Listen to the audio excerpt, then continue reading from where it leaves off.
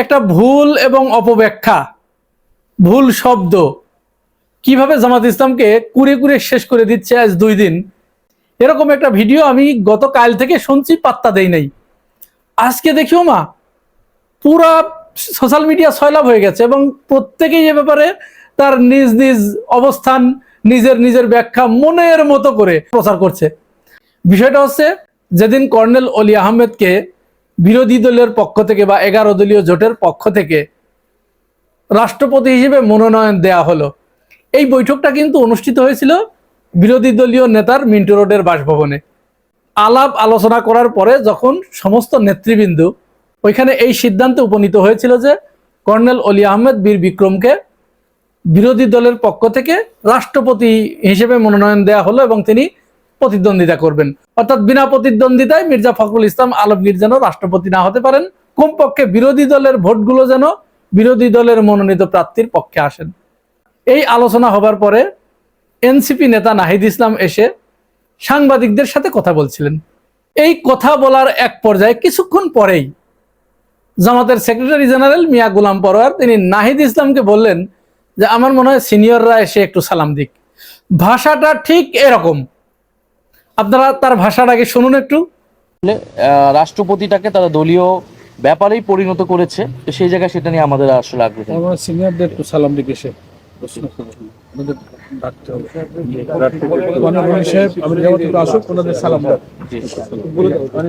আমাদের বিরোধী দলীয় নেতা এবং কর্নেল অলি আহমেদ।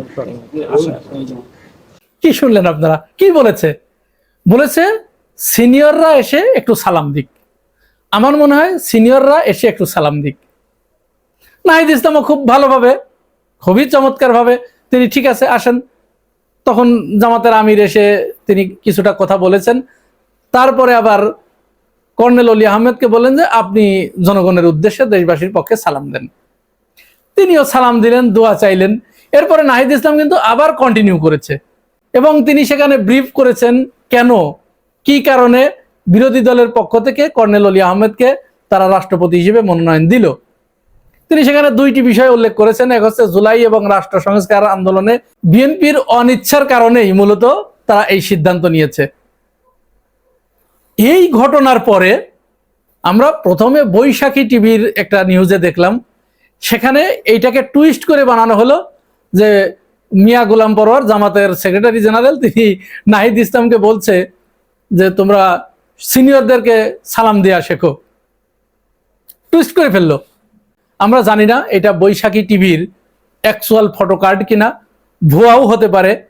কারণ এরকম একটা প্রথম সারির গণমাধ্যম তারা এই ধরনের জলজান্ত নির্লজ্জ একটা মিথ্যাচার এবং একটা শব্দকে এইভাবে টুইস্ট করবেন, এটা আমরা বিশ্বাস করি না।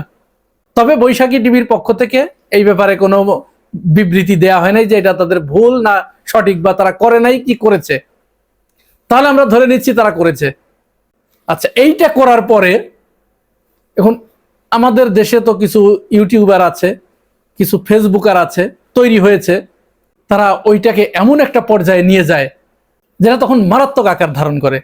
যাই হোক, এইরকম আমরা কিছু ভিডিও আমাদের চোখে পড়লো। সর্বশেষ এমন একজন ব্যক্তি এই বিষয়টি নিয়ে আলোচনা করলেন এনসিপির নেতাকর্মীরাও এই ব্যাপারে একেবারে ঝাঁপিয়ে পড়লেন, সত্য মিথ্যার কোনো তোয়াক্কা না করে, পার্থক্যটা অনুধাবন না করে, ওই বক্তব্য পুরাটা না শুনে শুধুমাত্র বৈশাখী টিভির ওই ফটোকার্ডটার উপরে আস্থা স্থাপন করে ঝাঁপিয়ে পড়লেন। একজন তো আজকে তো এক ভাইকে দেখলাম, সে বড় একজন কন্টেন্ট ক্রিয়েটর, সে তো দেখলাম বিশাল এক ভিডিও বানিয়ে ফেলেছে। কেন? এনসিপির নাহিদ ইসলাম কি জানে না? মক্তবে পড়ে নাই? সালাম দিতে হবে এটা তাকে শিখাই দিতে হবে, সে সালাম দিতে হবে সিনিয়রদের, সে কি কোনোদিন কাউকে সালাম দেয় নাই? আমার তখন আরো খটকা লাগলো, ব্যাপার কি? তাহলে বিষয়টা তো অন্যরকমের দিকে চলে যাচ্ছে। আমি আবার আপনাদেরকে আরেকটু শোনাই, আপনারা আরেকবার একটু শুনুন তো। রাষ্ট্রপতিটাকে তারা দলীয় ব্যাপারেই পরিণত করেছে, তো সেই জায়গায় সেটা নিয়ে আমাদের আসলে আগ্রহ। সিনিয়রদের একটু সালাম দিকে এসে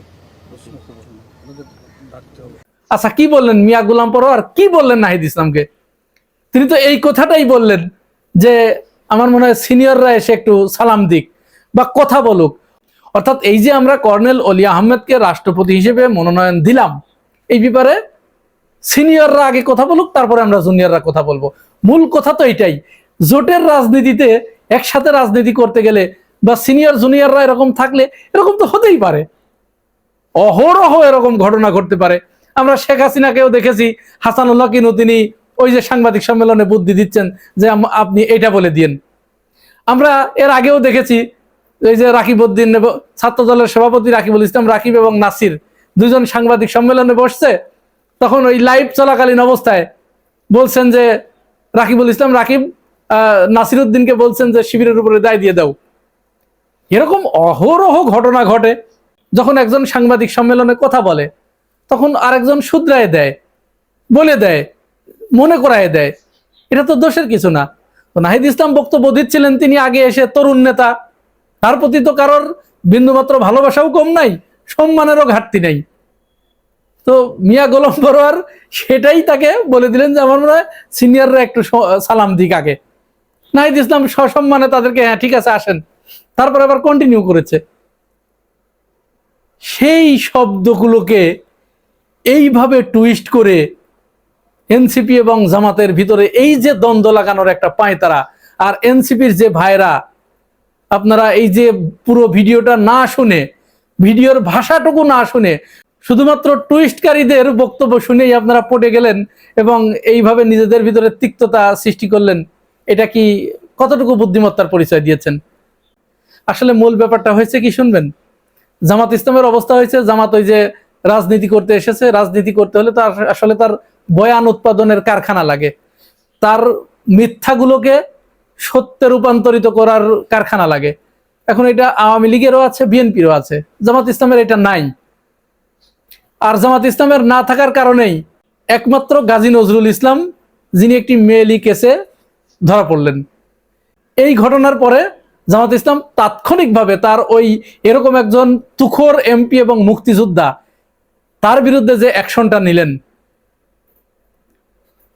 তারপরে আমরা দেখেছি বিএনপির শত শত নেতাকর্মী, রানিং এমপি, রানিং প্রতিমন্ত্রী, তাদের এই ধরনের নুড ভিডিও ভাইরাল হয়েছে, মেয়ে নিয়ে ধরা পড়েছে।